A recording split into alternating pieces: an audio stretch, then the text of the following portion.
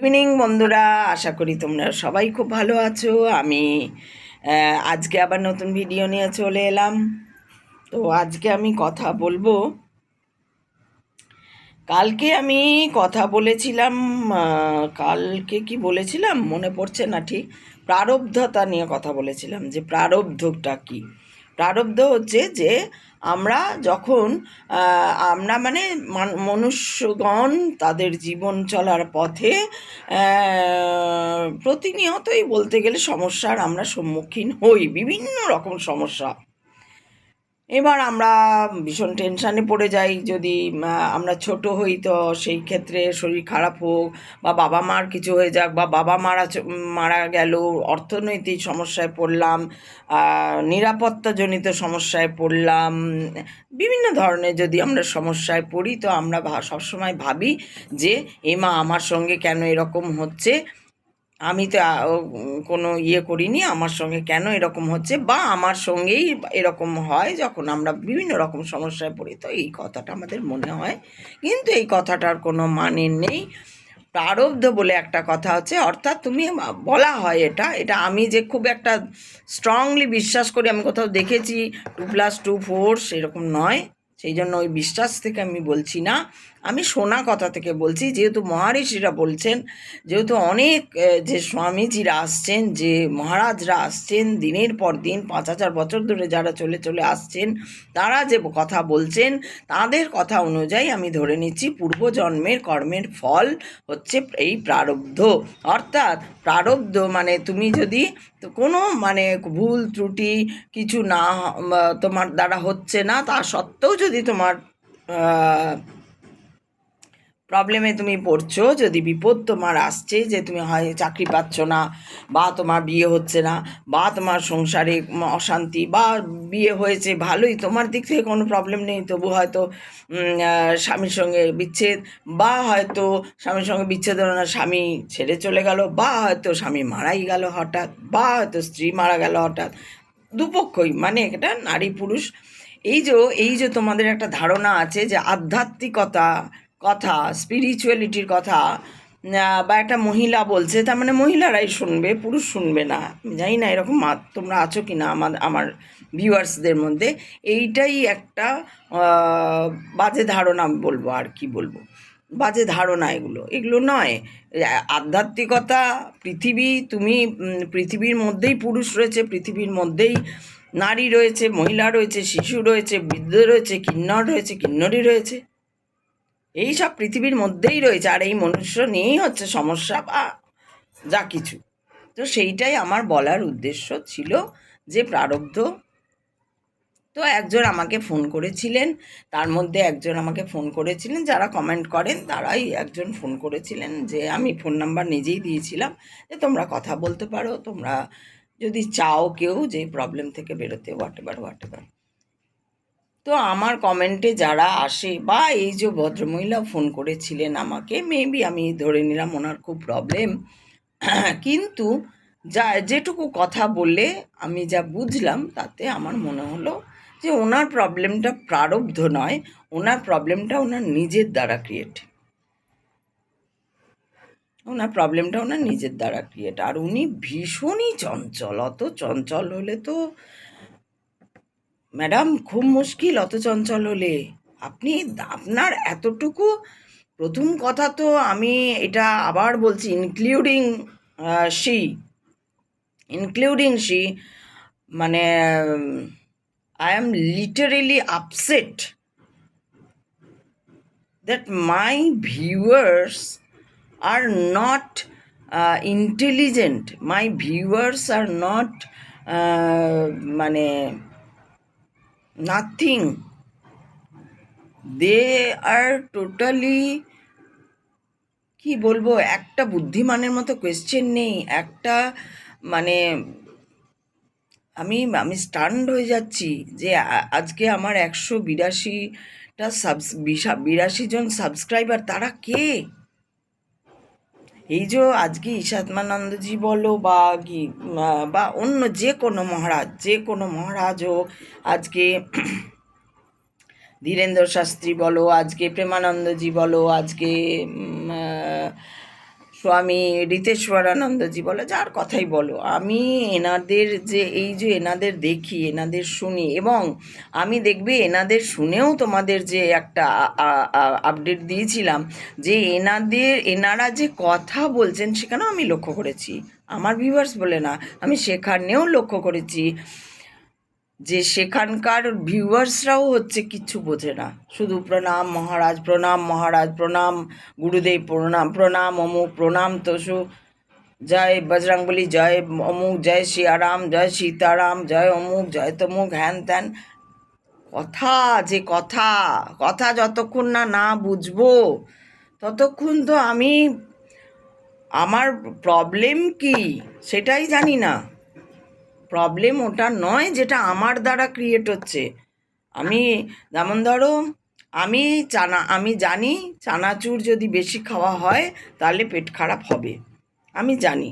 এবার আমি আমার ছেলে সমানে চানাচুর খেয়ে যাচ্ছে, আমি বারণ করছি না।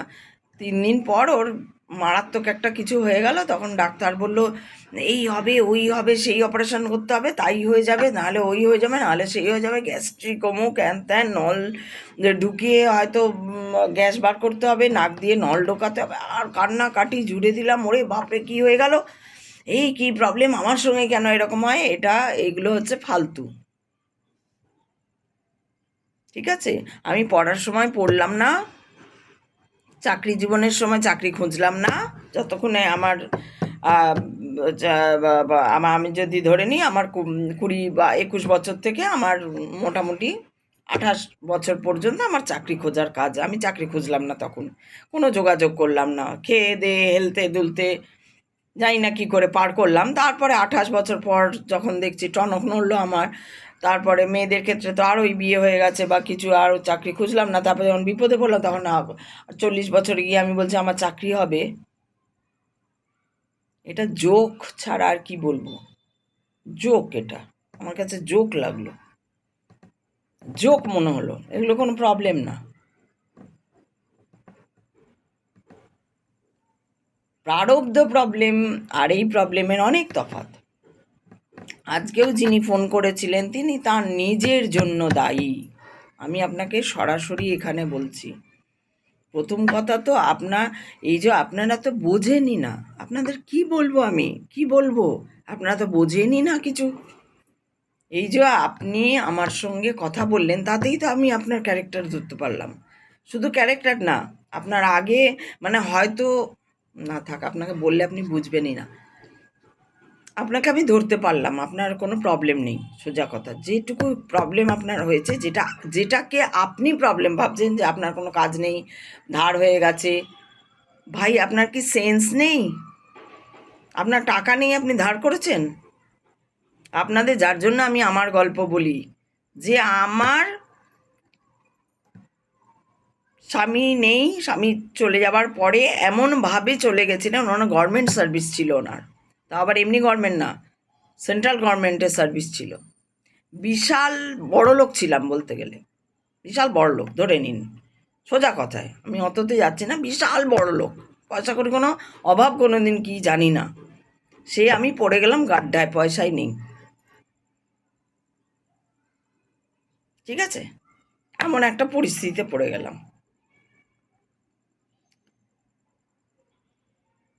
বয়স কম ছিল, বোধ কম ছিল, আর যেহেতু পয়সার অভাব ছিল না সেহেতু জীবন সম্পর্কে জ্ঞানও কম ছিল।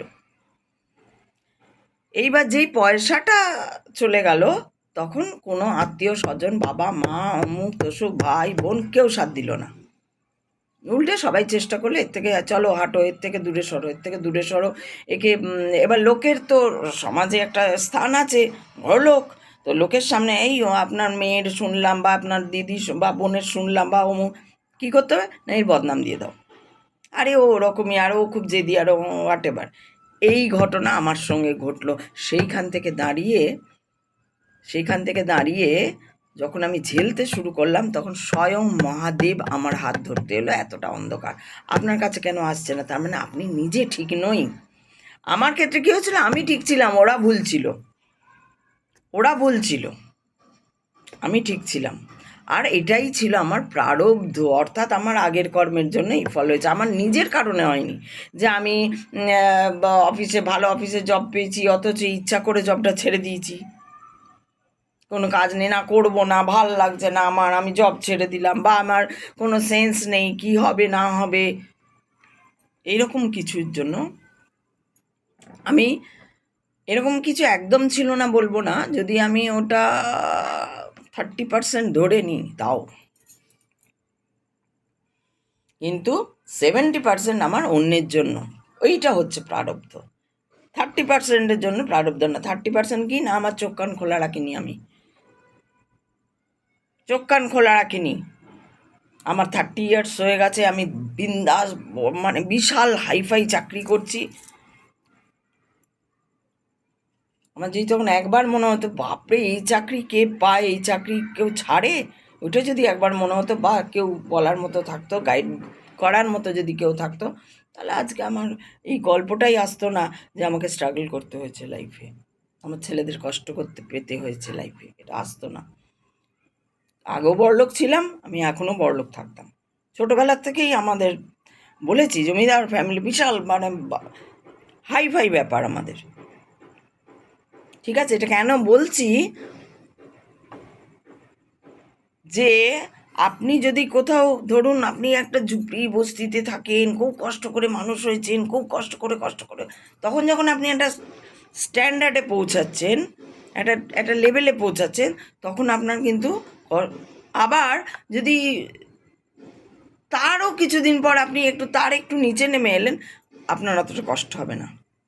কিন্তু আপনি সেই হাইফাই লেভেল থেকে যদি ওই ঝুপড়ি বস্তির জায়গায় চলে আসেন না, তখন আপনার সেই যে ওদের সঙ্গে, বস্তির লোকেদের সঙ্গে থাকা, সেই কলতলা ঝগড়াদের সঙ্গে থাকা, লাইফটা দেখা, এবং ওই জন্যই তো আমার একটাই ছিল, আমি চুপ থেকেছি। আমি আপনার মতো, যে মহিলা আজকে ফোন করেছিলেন তার উদ্দেশ্যে বলছি, এখন আর আমি আপনার নাম করছি না, যে মহিলা আজকে আমাকে ফোন করেছে তার আমি আপনার মতন চঞ্চল হইনি, আমি এর কাছে ওর কাছে, ওর দ্বারে কী করতে হবে করিনি। আমি দেখতাম শুধু কি হলো, আমাকে কোন প্রায়োরিটি কোনটা, তখনকার মতো প্রায়োরিটি কী, আর আমি কি পারবো, আমি যদি এলিজিবল, এক হচ্ছে আমি এলিজিবল, আমি যে কোনো জায়গায় যাচ্ছি, কাজ হয়ে যাচ্ছে।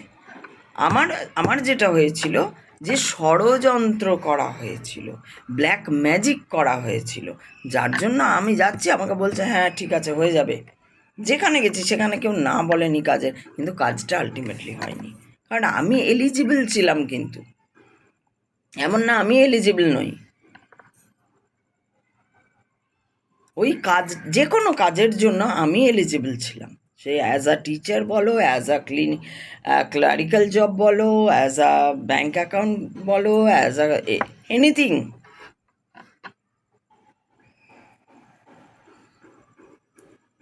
আপনার ক্ষেত্রে, আপনাকে এই জন্য বলছি, আপনার ক্ষেত্রে ঘটনাটা কি হয়েছে, আপনি বুঝতেই পারছেন না এগুলো কোনটা প্রারব্ধ। আপনি বলছেন আমি অমুক আমাকে এই বলেছে, অমুক তমুক হেন তেন, আপনি সঠিক লোককে বেছে নিন, আর না এলে চুপ করে থাকুন, একদম চুপ, সব তার ওপর ছেড়ে দিন, আর সব তার উপর ছেড়ে দিন, বল তুমি দেখো, আমি জানি না কিছু, আমি কিচ্ছুই জানি না, আপনি তো আপনার ওপরেই সব নিয়ে বসে আছেন, আপনি তো আমার ভিডিওই দেখেন না, যেখানে আমি বারবার বলি।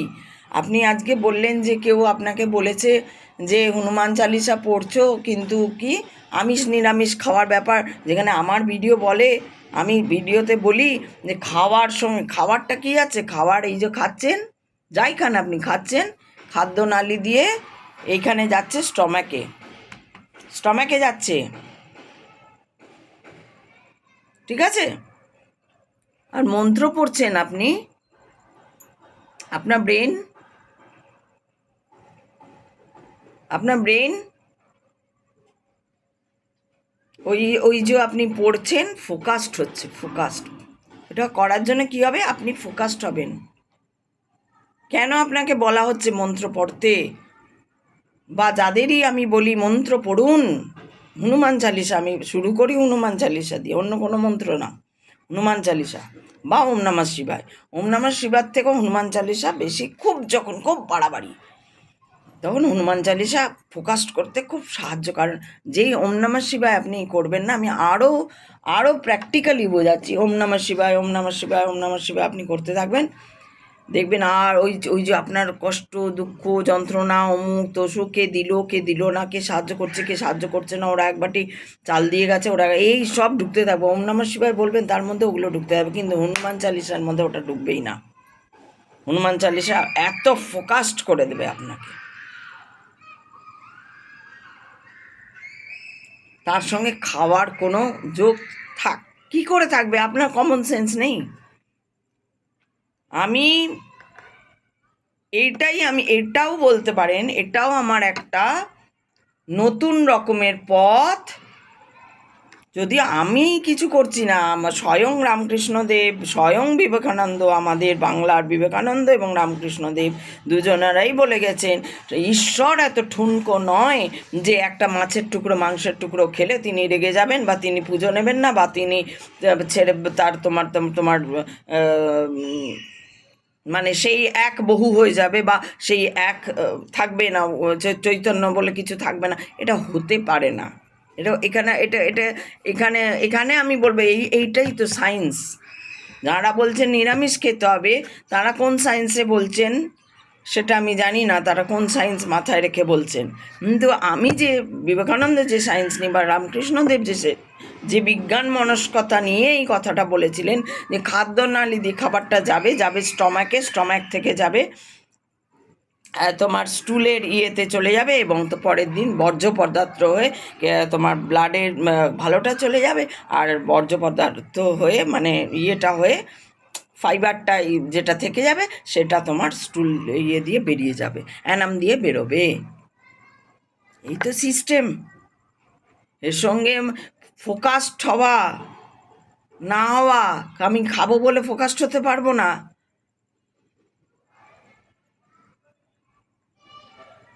পুরোতে মাইন্ডের খেলা। মাইন্ড বলবে ফোকাসড হও, তোমাকে এখন ফোকাসড হতে হবে। মাইন্ড সব করিয়ে নেবে। মাইন্ডকে একবার বলে দিতে হবে, মাইন্ড আমাকে ফোকাসড হতে হবে, মাইন্ড আমাকে চাকরি পেতে হবে, মাইন্ড আমাকে দৌড়তে হবে, মাইন্ড আমাকে বসতে হবে, মাইন্ড আমাকে অমুক করতে হবে। মাইন্ডকে বলো, তোমরা তো মাইন্ডের সঙ্গে কথাই বলো না।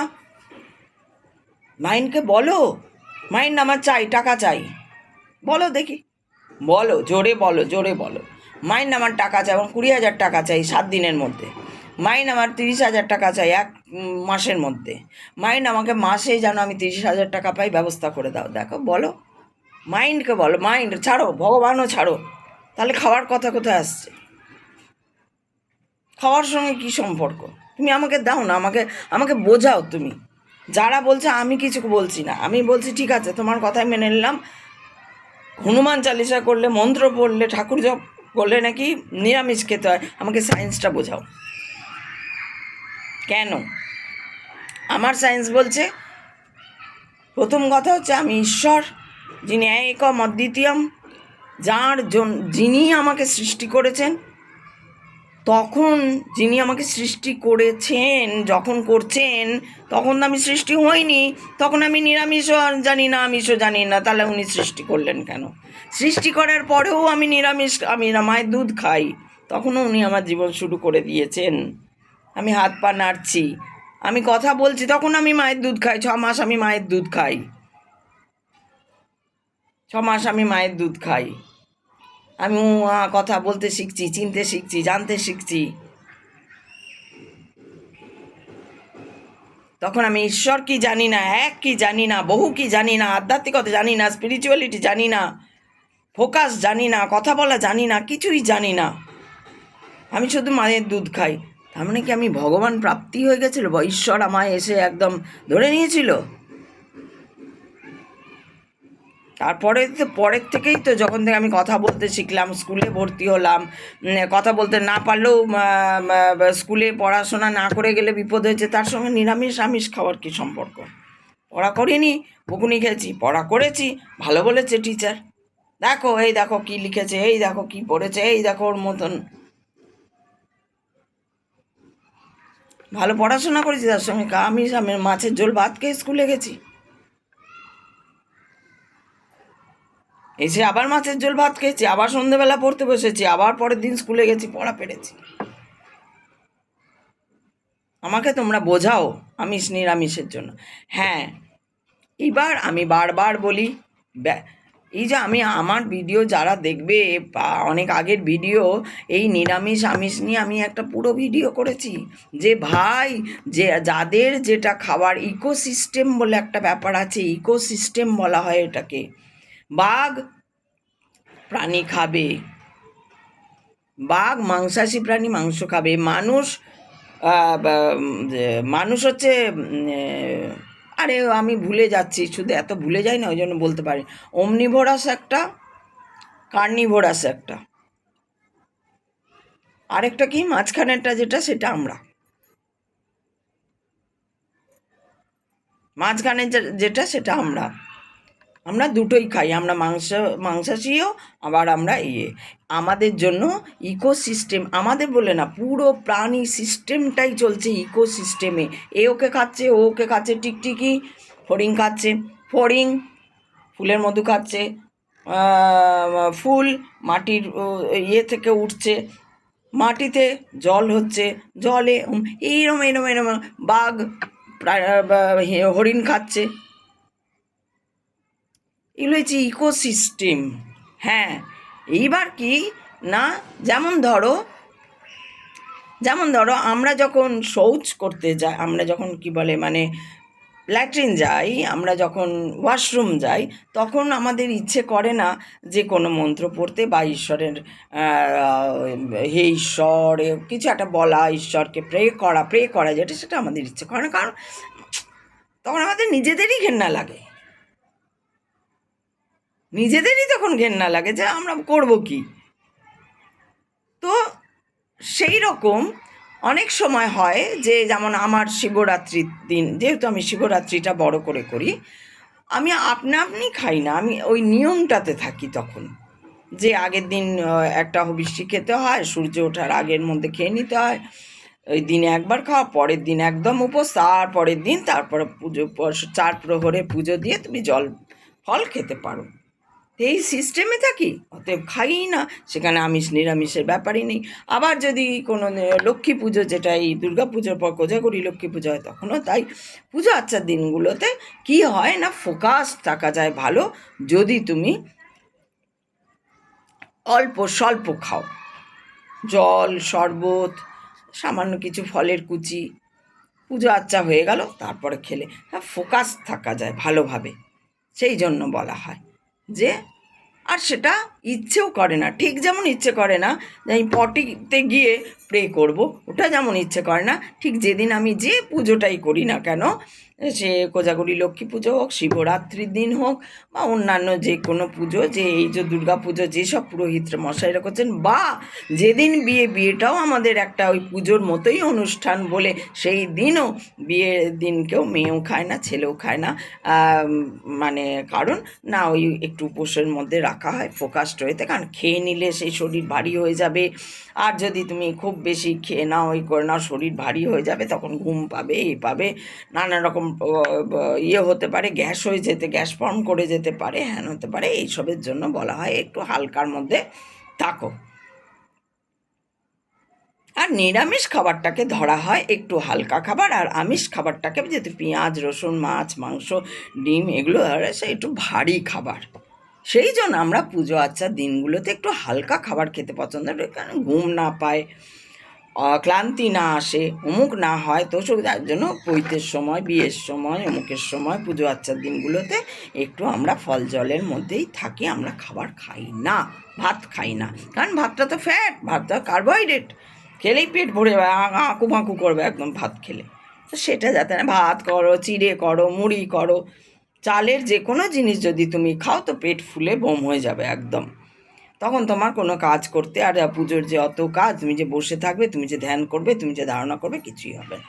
সেই জন্য বলা হয়। তো যুক্তিতে এসো বাবু। তা যিনি আমাকে ফোন করেছিলেন, তার উদ্দেশ্যে বা তার মতো যারা আছেন, যারা ভাবছেন যে বিপদ মানেই হচ্ছে প্রারব্ধ, তা নয়। যেটা আপনার দোষেই আপনি বিপদে পড়েছেন সেটা প্রারব্ধ নয়, সেটা আপনার দোষটা আপনি দেখে নিন কেন হচ্ছে, সেটা ক্লিয়ার করে দিন। আপনার কোথাও বোঝার ভুল হচ্ছে,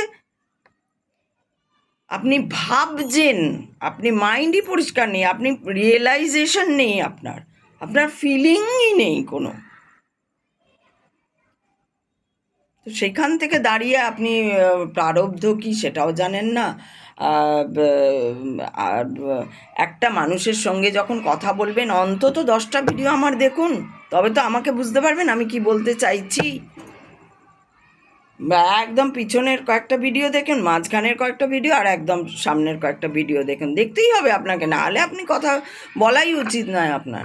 আমি বারবার বলি যে আমি গলা শুনে বুঝে যাই যে আমি এই মহিলা না, এই ব্যক্তিটি চরিত্র কেমন হতে পারে তার একটা ধারণা আমার এসে যায়, শুধু ফোনে যদি একটু কথা বলি। তারপরে গোটা দেখলে তো আর কথাই নেই, আমি বলতে পারি, করতে পারি। তা আমি তা বুঝলাম আপনার দোষেই। কার আর দোষ আছে? আপনার সঙ্গে লিঙ্ককে আপনি একদম হুট আউট করে দিচ্ছেন। আপনি শুধু নিজের কথা আমি আমি আমি আমি আমি আমি এই আমি ছাড়ুন, আমি ছেড়ে দিন। আপনার কিছুই হয়নি, আপনি পরমাত্মাকে ডাকুন। আপনার কিচ্ছু হয়নি, যা কিছু হয়েছে আপনার নিজেরই ক্রিয়েট করছেন, আরও ক্রিয়েট করবেন। আপনার জন্য বরং লোকে পাবলিক মানে যার লিঙ্ক আছে তারা অসুবিধায় পড়ে গেছে, আপনার মতো যারা আছে তাদেরও এই ঘটনাই ঘটছে। আপনি ভাবছেন আপনি খুব ভালো, আপনি কিছু করেননি, আপনি এত অমুক তসুক, হতেই পারে না, হতেই পারে না। আমি তো তার একদম জলজ্যান্ত নিদর্শন, জলজ্যান্ত নিদর্শন। মেবি আমার চাকরি, আমাকে এত বড় কাজ করা হয়েছে যে আমার আর অর্থনৈতিক নিরাপত্তা আমার আমার থ্রু মি এটা আর আসবে না, বা আসেনি এখনো পর্যন্ত, নেই। আগামী দিনে হতেও পারে, নাও হতে পারে, সেটা জানি না আমি। বাট আমি যদি তাকে সারেন্ডার করে দিই, তার দায়িত্ব। আর হনুমান চালিসা পড়বো বা নিজেকে ফোকাসড করবো, সেটা যে চালিসাই পড়ি, লক্ষ্মী চালিসাই পড়ি বা লক্ষ্মী পাঁচে বা লিলি পড়ি, সত্যনারায়ণ পাঁচালি পড়ি, হনুমান চালিসা পড়ি, শিব স্তোত্র পড়ি বা দুর্গা স্তোত্র পড়ি, মাইন্ড শার্প হবে, মাইন্ড শার্প করতে হবে আগে, মাইন্ড ফোকাসড করতে হবে আগে, মাইন্ড ফোকাসড করতে, you should be focused your self and your mind. First thing, it is first thing first. আগে এটা করো, সেকেন্ড তারপরে তুমি ভাববে তোমার কী করা হচ্ছে, ওটা করলেই তো সব হয়ে যাবে। এত চঞ্চল মহিলা, এত চঞ্চল মহিলা, কোনো কিচ্ছু জ্ঞান। আমি অবাক হয়ে যাচ্ছি যারা আমাকে ফলো করছে তারা, মানে I am just fed up.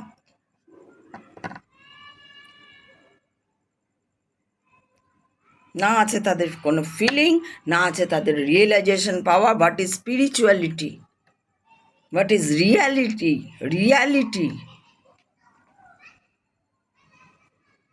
এই শরীর, এ দেহ, আমি যখন, যার জন্য আমি বললাম যে দেখো আমার এত অসুস্থতা, আমার কেন খারাপ লাগছে, যে আমি দেহকে নিয়ে কেন আমি নিজেই দেহর কথা চিন্তা করছি যে আমার শরীর খারাপ, আমি পড়ে গেলাম, আমি ধরে গেলাম, আমি এটা বারবার কেন বলছি।